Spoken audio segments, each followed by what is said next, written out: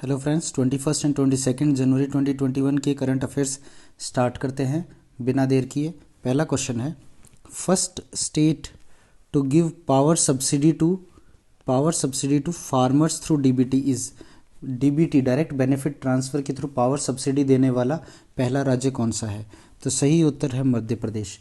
मध्य प्रदेश राज्य ने जो इलेक्ट्रिसिटी की subsidy direct benefit transfer mode से देने की घोषणा करी है, देना स्टार्ट कर दिया है।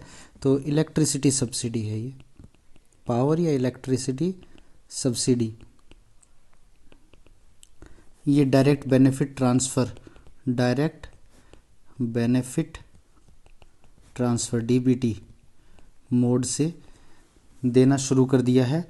अब इससे क्या हो रहा है कि जो 3 रिफॉर्म्स पावर सेक्टर के बताए हैं, तो 1 आउट ऑफ 3 पावर सेक्टर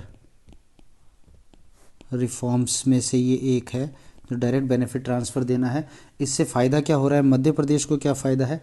अब मध्य प्रदेश अपनी जो gross state domestic product GSDP, gross state domestic product का 0.15% पार्ट, यानी 0.15% के इक्विवेलेंट बोरोइंग्स कर सकता है, एडिशनल बोरोइंग्स कर सकता है। Additional borrowings up to 0.15% of GSDP, gross state domestic product, ये कर सकता है। तो ये बेनिफिट हुआ है। तो पावर सब्सिडी देने वाला पहला राज्य डायरेक्ट बेनिफिट ट्रांसफ़र के थ्रू पहला राज्य है मध्य प्रदेश। ठीक है, मध्य प्रदेश के सीएम हैं शिवराज सिंह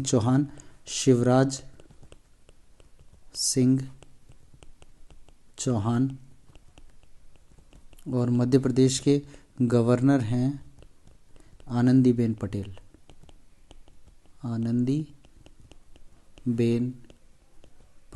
ठीक है, अगले क्वेश्चन में बढ़ते हैं। Ministry of road transport and highways MORTH, Ministry of Road Transport and Highways has signed an MOU to boost collaboration in geohazard management. geohazard management में कोलैबोरेशन किया है MORTH ने। तो ये MOU किसके साथ साइन किया है? तो सही आंसर है DRDO के साथ ये MOU साइन किया गया है। पहले तो MORTH मोर्थ की बात करते हैं। इसके जो मिनिस्टर हैं, यूनियन मिनिस्टर हैं, वो हैं श्री नितिन गडकरी,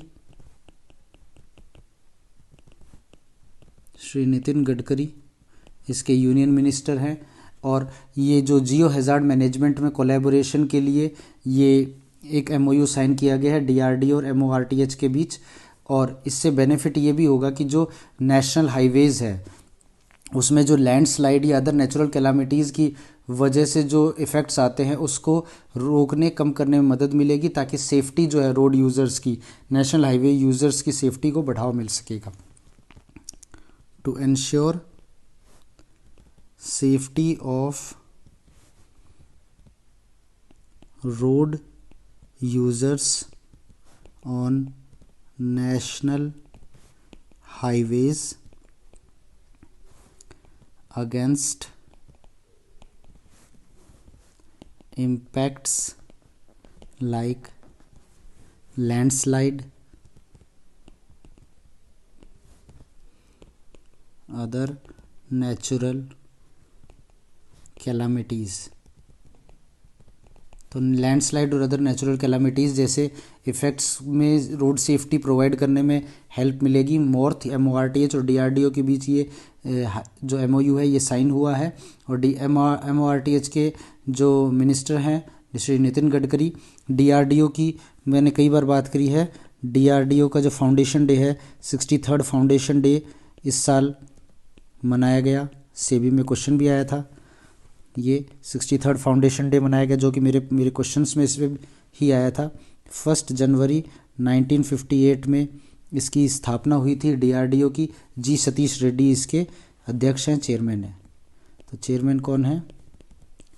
जी सतीश रेड्डी। ठीक है, ये इसके बारे में है, DRDO के बारे में। अगले क्वेश्चन पढ़ते हैं।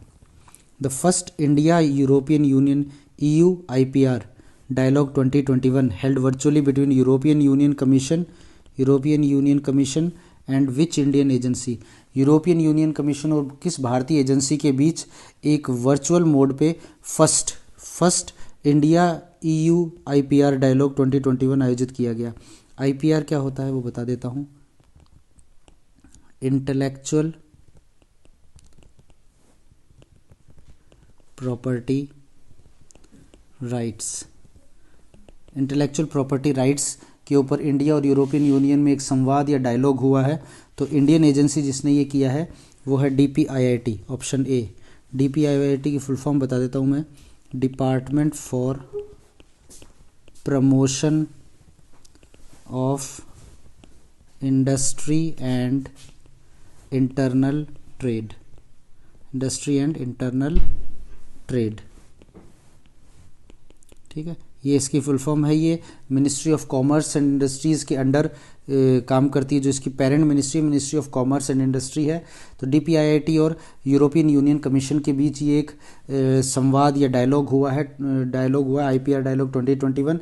इसका जो मेन इश्यूज़ थे वो सिंपल है, IPR इश्यूज़ जो बिजनेसेस को अफेक्ट कर रहे हैं उस पर डिस्कशन हुए हैं। तो क्या हुआ है, discussion on IPR issues affecting businesses, business को अफेक्ट करने वाले IPR इश्यूज़ पे डिस्कशन हुआ है।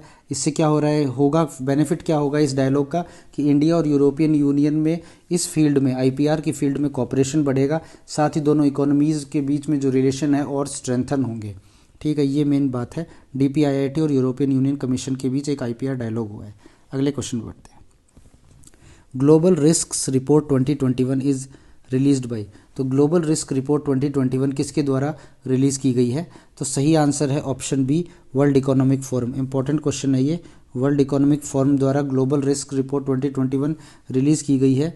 16th एडिशन इस साल रिलीज़ किया गया है।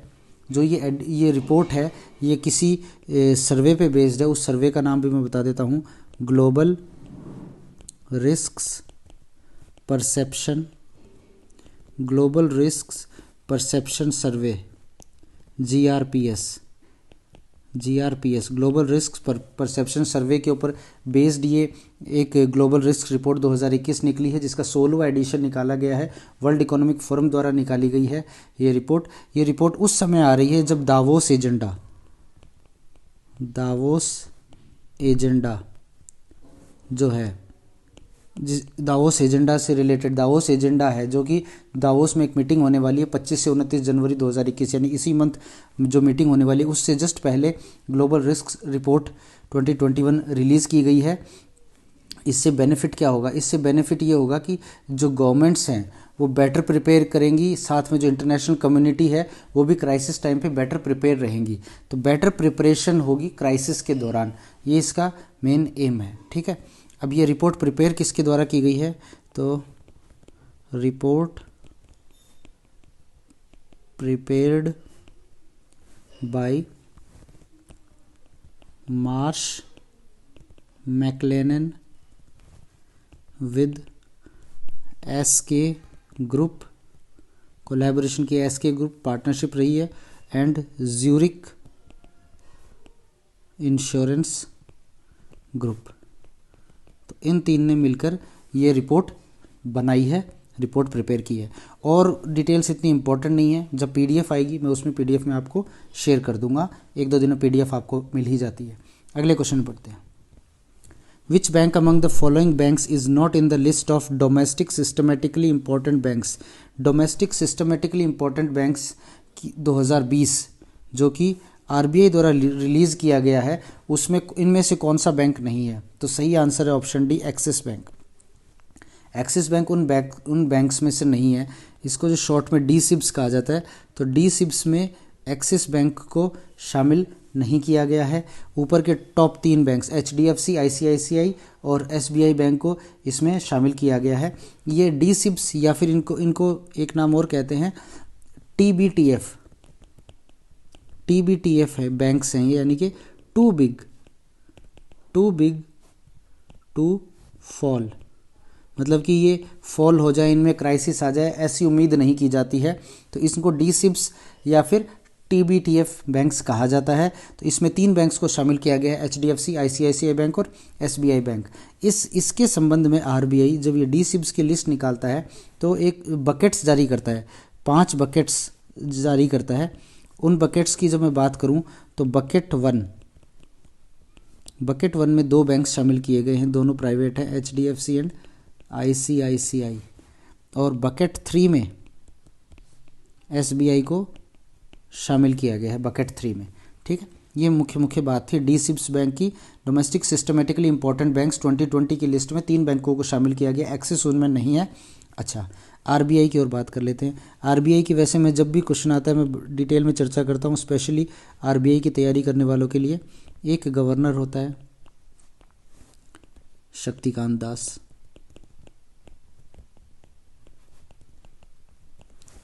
4 डेप्यूटी गवर्नर हैं। ये और बता देता हूँ मैं, इसकी स्थापना हुई थी 1 अप्रैल 1935, 1 अप्रैल 1935 को ये फाउंड हुआ था। 4 जो डेप्यूटी गवर्नर हैं वो बता देता हूँ। विभू प्रसाद कानूनगो, जो मेरा चैनल रेगुलरली फॉलो कर रहे हैं उनको तो याद ही हो गए होंगे। विभू प्रसाद कानूनगो, महेश कुमार जैन, माइकल देवव्रत पात्रा,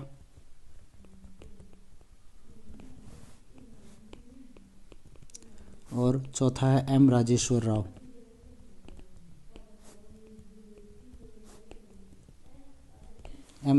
राव। ठीक है, तो ये DSIBs की एक लिस्ट निकाली है RBI ने, उसके बारे में क्वेश्चन था। Question number 6, which country has won the border Gavaskar trophy 2021। Border Gavaskar trophy जो क्रिकेट से रिलेटेड है, हाल ही में रिलीज़ की गई है, हाल ही में आयोजित हुई थी। इस बॉर्डर गावस्कर ट्रॉफी के विनर कौन है? तो इसका जो सही आंसर है वो है भारत, इंडिया इसका विनर है। ये 4 टेस्ट मैचेस की सीरीज़ थी बॉर्डर गावस्कर ट्रॉफी। ठीक है, इसमें से भारत ने इसको 2-1 से जीत लिया है, तो इंडिया ने इसको जीता है 2-1 से। एक टेस्ट मैच ड्रॉ हो गया था। अच्छा, बॉर्डर एलन बॉर्डर हैं। एलन बॉर्डर ऑस्ट्रेलियन क्रिकेटर रहे हैं और कैप्टन भी रहे हैं, तो ये ऑस्ट्रेलिया से हैं। और सुनील गावस्कर जो इंडियन लेजेंडरी क्रिकेटर हैं वो इंडिया से हैं, सुनील गावस्कर। ठीक है, सुनील गावस्कर इंडिया से हैं। 4 टेस्ट मैचेस की ये सीरीज़ थी, 2-1 से भारत ने जीत ली है। इस सीरीज़ में भारत के जो कप्तान थे तो अजिंक्य रहाणे, जो टेम्परेरीली कैप्टनसी कर रहे थे इस सीरीज़ में, क्योंकि फर्स्ट टेस्ट के बाद विराट कोहली ने कैप्टनसी छोड़कर और आगे के टेस्ट मैच नहीं खेले थे, वो भारत लौट आए थे, तो अजिंक्य रहाणे को कैप्टन बनाया गया था। उन्होंने 2-1 से उनकी कैप्टनसी में ये श्रृंखला भारत ने जीती है और बॉर्डर गावस्कर ट्रॉफी भारत के पास रह गई है। भारत के पास ही ये ट्रॉफी थी, क्योंकि 2016-17 और 2018-19 दोनों में ही, जब ये 2-2 साल में ये ट्रॉफी होती है, हर बार ये दोनों बार ही भारत ने जीती है। इस टाइम तो भारत होस्ट था और इस टाइम भारत की ये मेडन टेस्ट विक्ट्री थी इन ऑस्ट्रेलिया। ठीक है, इस बार का जो बॉर्डर गावस्कर ट्रॉफी है उसका जो होस्ट था वो ऑस्ट्रेलिया था। होस्ट ये था ऑस्ट्रेलिया। ठीक है, एक बात। उसके अलावा बात करें तो मैन ऑफ द सीरीज़ या प्लेयर ऑफ द सीरीज़ का अवार्ड दिया गया है पैट कमिंस को, ऑस्ट्रेलियन बॉलर पैट कमिंस को ये अवार्ड दिया गया है। उसके अलावा कुछ और इम्पोर्टेंट रिकॉर्ड्स जो इस बार बने हैं, मेरे कुछ पिछले वीडियोस में क्वेश्चन की फॉर्म में भी मैंने इनको डिस्कस किया था कुछ को। जैसे पहला है मूलग मेडल, तो फर्स्ट मूलग मेडल मिला अजिंक्य रहाणे को। इन्होंने टेस्ट में जब शतक बनाया था इसी सीरीज़ में, तब मैन ऑफ द मैच होने की वजह से इनको मूलग मेडल मिला था। उसके अलावा सेकंड बात जो रिकॉर्ड है, रविचंद्रन अश्विन ने एक रिकॉर्ड बनाया है कि सबसे ज़्यादा लेफ्ट हैंडेड बैट्समैन को टेस्ट मैचेस में आउट करने का, डिसमिस करने का रिकॉर्ड बनाया है। तो highest number of dismissals of left handed batsman, बाएं हाथ के बल्लेबाजों को सबसे ज़्यादा आउट करने का रिकॉर्ड बनाया, तो वो 192 हो गया टेस्ट में। उसके अलावा एक और था क्लेयर पोलोसार्क, ये भी एक वीडियो मैंने बताया था। क्लेयर पोलोसार्क ये फर्स्ट फीमेल मैच ऑफिशियल बनी है जो मेंस टेस्ट मैच में बनी है, first female match official in men's test match, ठीक है, क्लेयर पोलोसार्क। तो ये कुछ डिटेल्स थी। बॉर्डर गावस्कर ट्रॉफी भारत ने जीती है, 2-1 से जीती है। अजिंक्य रहाणे की कप्तानी में ये बॉर्डर गावस्कर ट्रॉफी जीती गई है। लास्ट टेस्ट जो गाबा ब्रिस्बेन में हुआ था, गाबा कहते हैं उसको, और वहाँ पे आयोजित हुआ। होस्ट ऑस्ट्रेलिया था इस सीरीज़ का। इसके अलावा player of the series PAT Cummins रहे हैं और कुछ और रिकॉर्ड्स हैं जिनकी मैंने चर्चा की। अगले क्वेश्चन में बढ़ते हैं। Which state government has announced the formation of मुख्यमंत्री बागायत विकास मिशन। ये हॉर्टिकल्चर के डेवलपमेंट से रिलेटेड मिशन है। हॉर्टिकल्चर डेवलपमेंट मिशन भी इसको कहते हैं, हॉर्टिकल्चर डेवलपमेंट मिशन। तो ये मिशन को अनाउंस या फॉर्म करने का जो फैसला किया है वो कौन से राज्य द्वारा किया गया है? तो सही आंसर है गुजरात राज्य द्वारा इसका फैसला किया गया है, ताकि जो हॉर्टिकल्चर है उसको बढ़ावा मिल सके, साथ ही जो हर्बल प्लांट्स हैं, जो मेडिसिनल और हर्बल प्लांट्स हैं, उसकी फार्मिंग को बढ़ावा मिल सके। To accelerate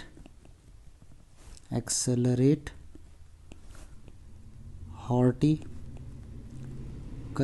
and medicinal and herbal plantation, इससे फार्मर्स की इनकम को अपने आप ही डबल होने में मदद मिलेगी, फार्मर्स की इनकम को बढ़ावा मिलेगा ही, ठीक है। गुजरात के बारे में थोड़ी सी चर्चा कर देते हैं। गुजरात के जो सीएम हैं वो श्री विजय रूपाणी हैं।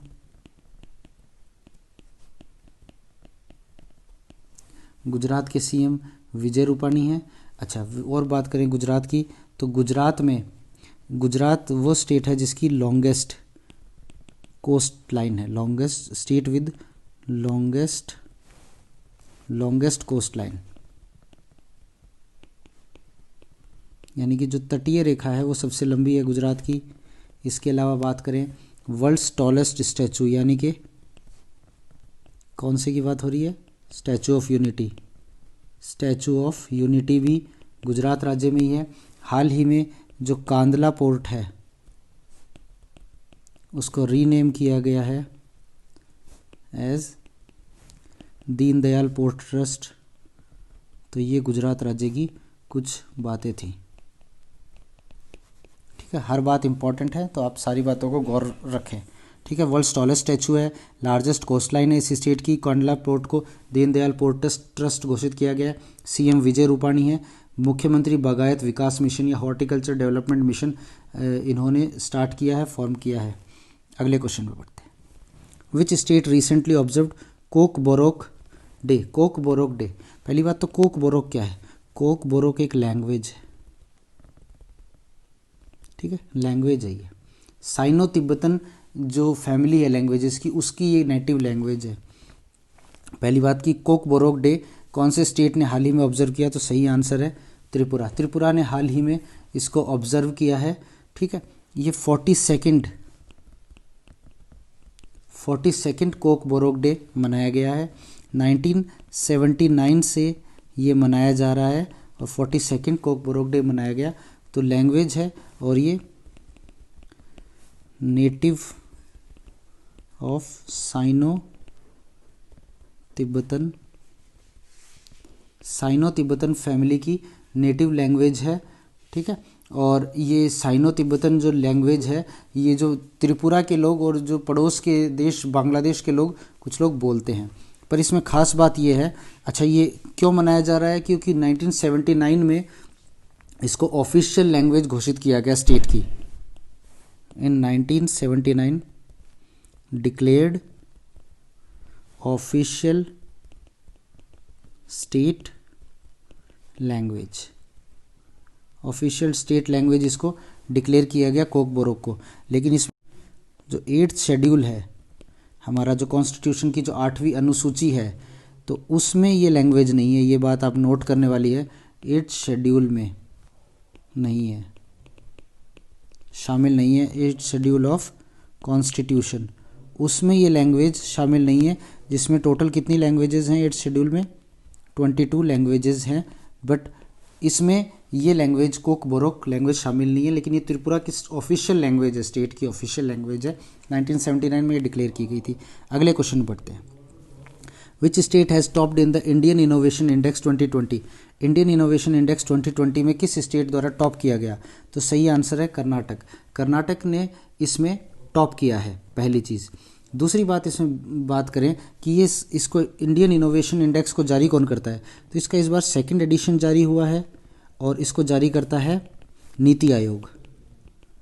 नीति आयोग इसको जारी करता है इंडियन इनोवेशन इंडेक्स को। तो ये 3 कैटेगरीज में जारी करता है। वो 3 कैटेगरीज क्या हैं? एक कैटेगरी है मेजर स्टेट्स की, मेजर स्टेट्स की, जो बड़े स्टेट्स हैं पॉपुलेशन वाइज, या उनकी 17 है संख्या, उन 17 की एक अलग लिस्ट जारी होती है। तो मेजर स्टेट्स की कैटेगरी में कर्नाटक ने टॉप किया है। मेजर स्टेट्स की कैटेगरी में एक लिस्ट जारी होती है यूटीज़ की, तो 9 यूटीज़ की अलग जारी होती है। उन 9 यूटीज़ में जो टॉप किया है वो न्यू दिल्ली ने किया है, ठीक है, दिल्ली ने टॉप किया है। और जो तीसरी कैटेगरी है वो है north eastern states and hill states. North east और हिल स्टेट्स की कैटेगरी है, जिसमें टोटल 10 स्टेट्स हैं। इसकी बात करें तो इसमें जो टॉप किया है वो हिमाचल प्रदेश ने टॉप किया है, हिमाचल प्रदेश ने इसमें टॉप किया है, ठीक है। तो 3 कैटेगरीज में ये दिया जाता है अलग अलग state wise, major states, UTs and north east and hill states. Major में 17 स्टेट्स हैं जिसमें कर्नाटक ने टॉप किया है, यूटीज़ में 9 स्टेट्स हैं और नॉर्थ ईस्ट हिल स्टेट्स में टोटल 10 स्टेट्स हैं जिसमें हिमाचल प्रदेश ने टॉप किया है। Question number 10, among which of the following trains Indian Railways has renamed as Netaji express? किस ट्रेन का रीनेम किया गया है नेताजी एक्सप्रेस के रूप में? तो सही आंसर है ऑप्शन डी, हावड़ा कालका मेल। हावड़ा कालका मेल को नेताजी एक्सप्रेस के रूप में रीनेम किया गया है। पहली बात कि ये ऐसा क्यों किया गया है, तो हाल ही में आप जानते हो कि 23 जनवरी 2021 को नेताजी सुभाष चंद्र बोस की जयंती मनाएगी। कौन सी जयंती? 125th बर्थ एनिवर्सरी मनाएगी। तो 125th बर्थ एनिवर्सरी मनाई गई क्योंकि 23 जनवरी 1897 को नेताजी सुभाष चंद्र बोस का जन्म हुआ था। एक बात, इस दिवस को इस वर्ष से पराक्रम दिवस के रूप में मनाने का फैसला लिया गया। ये मैंने पिछले वीडियो में भी बताया है, पराक्रम दिवस के रूप में मनाने का फैसला लिया गया। इसी ट्रिब्यूट को जारी रखते हुए इंडियन रेलवेज़ ने हावड़ा कालका मेल को नेताजी एक्सप्रेस के रूप में नामकरण किया है। 23 जनवरी 2021 से ये नामकरण हुआ है। 23 जनवरी 2021 से ये नामकरण हुआ। बात कर लेते हैं हावड़ा कालका मेल की। जो हावड़ा है वो ईस्टर्न रेलवे के जोन में आता है, ईस्टर्न रेलवे के जोन में आता है, और कालका जो है वो नॉर्दर्न जोन में आता है, नॉर्दर्न रेलवे जोन में आता है, ठीक है, हावड़ा और कालका। अच्छा, ये हावड़ा कालका मेल है, ये one of the oldest trains है जो रन कर रही हैं। इसकी जो फर्स्ट ऑपरेशन हुई थी, फर्स्ट ऑपरेट जब हुई थी वो 1 जनवरी 1866 में ये रन हुई थी। 150 साल से भी ज़्यादा हो गए हैं इसको चलते हुए। इसको चलते हुए ये जो शुरुआत में जब रन करने लगी थी तो ये हावड़ा से पेशावर, हावड़ा पेशावर एक्सप्रेस थी। हावड़ा से पेशावर ये जाया करती थी, ठीक है। अब रेलवेज़ की बात आई है तो रेलवेज़ की बात कर लेते हैं। रेलवे बोर्ड के चेयरमैन कौन है? रेलवे बोर्ड चेयरमैन हैं सुनीत शर्मा, सुनीत शर्मा। उसके अलावा रेलवे मिनिस्टर कौन है? तो Piyush Goyal, minister of Railways. तो ये कुछ बातें थी इंपॉर्टेंट रेलवेज़ के बारे में। हावड़ा कालका मेल का नाम बदलकर नेताजी एक्सप्रेस कर दिया गया है। 23 जनवरी 2021 को इनकी 125वीं बर्थ एनिवर्सरी मनाई गई थी। पराक्रम दिवस के रूप में इसको मनाए जाने का फैसला किया गया है। हावड़ा कालका मेल का नाम बदल के नेताजी एक्सप्रेस कर दिया गया है। हावड़ा कालका mail one of the oldest train है जो रन कर रही हैं। 1 जनवरी 1866 से ये रन कर रही है। हावड़ा और पेशावर के बीच पहले ये रन किया करती थी। पेशावर क्योंकि अब पाकिस्तान में चला गया है, तो वर्तमान में हावड़ा और कालका के बीच ये रन करती है। और पीयूष गोयल रेलवे मिनिस्टर हैं और रेलवे बोर्ड के चेयरमैन सुनीत शर्मा हैं। सुनीत शर्मा है। अगले क्वेश्चन बढ़ते हैं। India's rank in global fire power nations index. Global fire power nations index 2021 में भारत की रैंक कौन सी है? और इसका जो राइट आंसर है वो है ऑप्शन डी, 4th। भारत की 4th रैंक है आउट ऑफ 138 कंट्रीज़। 138 कंट्रीज़ में से भारत की रैंक 138 है। ठीक है, जो ये मिलिट्री स्ट्रेंथ रैंकिंग जो है ये जो जारी करता है, ये एक वेबसाइट है, डिफेंस एनालिटिक्स वेबसाइट है। इसके अनुसार भारत 4थे स्थान पर है। फर्स्ट पे कौन है? तो फर्स्ट पे तो यूएस है। यूएसए ने इसको टॉप किया है।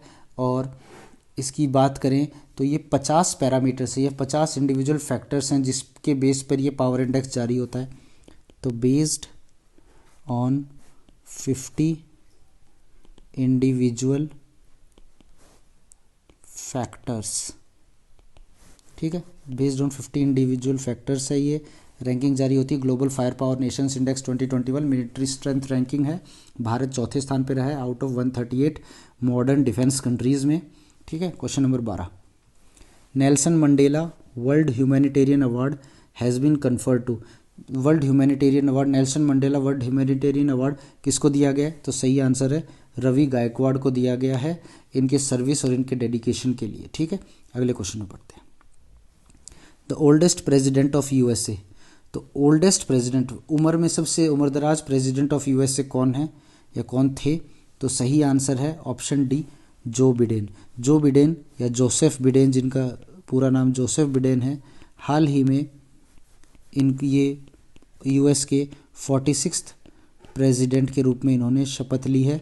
46th प्रेसिडेंट के रूप में शपथ ली है। डोनाल्ड ट्रंप के स्थान पे ये प्रेसिडेंट हाल ही में बने हैं और ये ओल्डेस्ट प्रेसिडेंट हैं यूएस की हिस्ट्री में। 78 years oldest president in the history of USA. इसी के साथ मैं चर्चा कर लूँ और यूएसए के इलेक्शन के बारे में। तो कमला हैरिस इस बार डेमोक्रेटिक पार्टी इसमें विजेता बनी है। रिपब्लिकन पार्टी जिसकी तरफ से डोनाल्ड ट्रंप चुनाव लड़ रहे थे वो हार गई थी इस बार। कमला हैरिस वाइस प्रेसिडेंट बनी है। ठीक है, और दूसरी बात कर लेते हैं कि जो बिडेन जब राष्ट्रपति बने तो इनको शपथ जो दिलाई गई, स्वॉर्न इन बाय, तो चीफ जस्टिस हैं जो यूएस के चीफ जस्टिस द्वारा ये शपथ दिलाई गई। ये बताने का मेरा उद्देश्य है कि चीफ जस्टिस यूएस के राष्ट्रपति को शपथ दिलाता है। तो चीफ जस्टिस द्वारा शपथ दिलाई गई और चीफ जस्टिस है जॉन रॉबर्ट्स। तो चीफ जस्टिस, वहाँ का चीफ जस्टिस शपथ दिलाता है राष्ट्रपति को और चीफ जस्टिस द्वारा जो बिडेन को शपथ दिलाई गई। ठीक है, इसके अलावा बात करें यूएस की, तो यूएस की पार्लियामेंट की अगर मैं बात करूं तो भारत की तरह यहाँ भी 2 हाउसेज हैं, अपर हाउस लोअर हाउस। यहाँ के अपर हाउस को कहते हैं सीनेट, जो भारत के राज्यसभा से हम इसको कंपेयर कर सकते हैं। और जो इनका जो लोअर हाउस है, जो भारत का लोकसभा है, यहाँ इसको कहते हैं the house of representatives. The house of representatives. Senate में टोटल 100 सीनेटर्स या 100 मेंबर्स होते हैं, जैसे कि भारत में एमपीज होते हैं। इसमें सीनेटर्स फिक्स हैं और हर राज्य के हिसाब से 2 in every state, unlike India जहाँ पे पॉपुलेशन एक क्राइटेरिया है, 2 फ्रॉम एवरी स्टेट। 2 यहाँ टोटल 50 स्टेट है, उसमें 2 हर स्टेट से आते हैं। अब सीनेट जो है, जैसे भारत में राज्यसभा का जो प्रेसिडेंट या फिर जो राज्यसभा के जो चेयरमैन होते हैं वो उपराष्ट्रपति होते हैं, यहाँ भी जो प्रेसिडेंट है सीनेट के वो यहाँ के उपराष्ट्रपति हैं। तो यहाँ के उपराष्ट्रपति हाल ही में मैंने अभी बताया कमला हैरिस बनी है, तो कमला हैरिस उपराष्ट्रपति होंगी।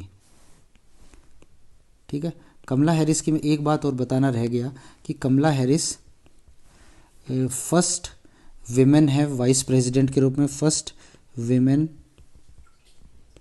वाइस प्रेसिडेंट हैं। इसके अलावा एक बात और है, ये फर्स्ट जो साउथ एशियन है जो कि वाइस प्रेसिडेंट पोस्ट पे गई हैं यूएस की, first South Asian to become vice president of US. ठीक है, तो ये दो बातें हैं यूएस के संदर्भ में और कमला हैरिस के संदर्भ में। अगले क्वेश्चन पे बढ़ते हैं। अवलोकना सॉफ्टवेयर हाल ही में लॉन्च किया गया है, किस राज्य द्वारा लॉन्च किया गया है? तो सही आंसर है ऑप्शन डी, कर्नाटका। कर्नाटका द्वारा ये सॉफ्टवेयर लॉन्च किया गया अवलोकना सॉफ्टवेयर। ये सॉफ्टवेयर जो है ई गवर्नेंस में ट्रांसपेरेंसी में एक महत्वपूर्ण रोल अदा करेगा, for transparency in e governance में ट्रांसपेरेंसी में महत्वपूर्ण रोल अदा करेगा और ये कर्नाटक राज्य द्वारा लॉन्च किया गया है। इसके थ्रू क्या होगा कि जो गवर्नमेंट मॉनिटर कर सकती है और एक्सेस कर सकती है वो सारा डेटा कि कितने सैंक्शंस हो गए या कितना एक्सपेंडिचर इनकर कर दिया 1800 से ज़्यादा प्रोग्राम्स में जो 39 डिपार्टमेंट्स द्वारा चलाया जा रहा है, उन प्रोग्राम में कितना खर्चा हो गया था और अकॉर्डिंगली जो फंड्स हैं वो रिलीज़ किए जा सकते हैं। तो ये मेन इसका उद्देश्य है। अवलोकन मतलब देखना, तो ये हेल्प करता है कि जो मॉनिटर करता है, monitor and access data on sanctions and expenditures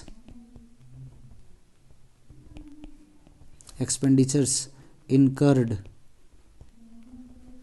on 1800 प्रोग्राम्स, 1800 से ज़्यादा या 1800 प्रोग्राम हैं जो कि 39 डिपार्टमेंट्स द्वारा इम्प्लीमेंट किया जा रहा है, 39 डिपार्टमेंट्स। और अकॉर्डिंगली क्या होता है कि फंड्स रिलीज़ किए जा सकते हैं, अकॉर्डिंगली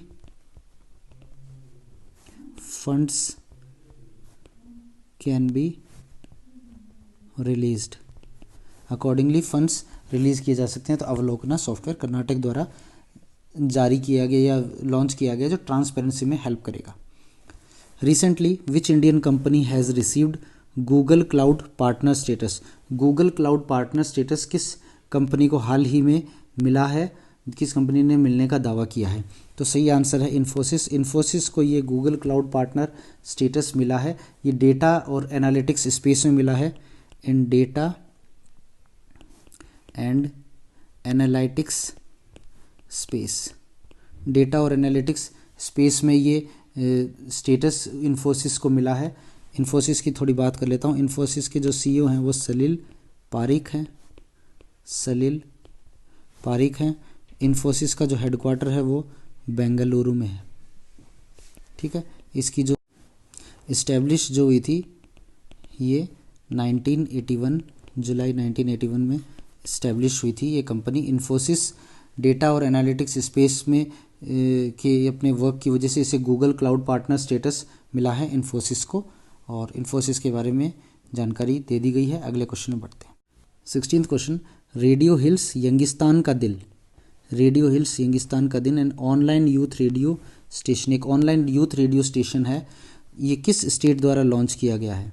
तो सही आंसर है ये हिमाचल प्रदेश द्वारा लॉन्च किया गया है। तो एक ऑनलाइन यूथ रेडियो स्टेशन ये हिमाचल प्रदेश द्वारा लॉन्च किया गया है और ये first online youth radio station है स्टेट का, ऑफ द स्टेट। और इससे क्या होगा, ये हेल्प करेगा स्टेट के कल्चर और ट्रेडिशन को प्रमोट करने में, will help in promoting culture and tradition